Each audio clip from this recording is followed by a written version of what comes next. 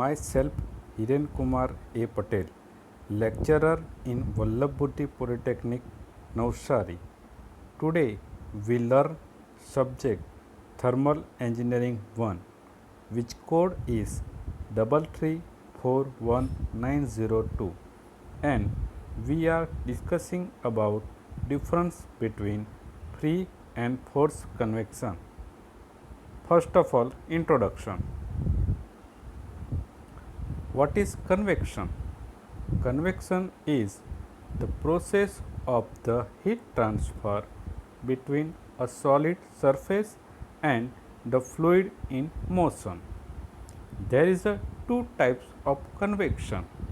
One is natural or free, and another is forced convection.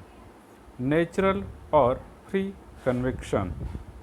Fluid moves due to density difference caused by heat transfer between solid and liquid. Forced convection. Fluid motion is imparted by external means. For example, pump, fan, slope, etc. Here, difference between free and forced convection. Free convection. First point, heated fluid is circulated due to fluid is flowing and heat transfer is taking place.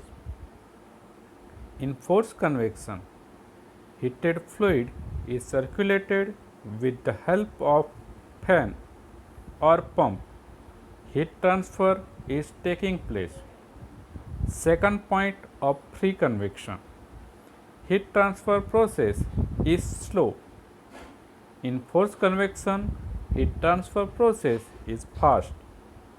Third point in free convection, overall heat transfer coefficient is less. In forced convection, overall heat transfer coefficient is more. Fourth point in free convection, it is not possible to control heat transfer process. Forced convection, by controlling the motion of the fluid, heat transfer process can be controlled. Thank you.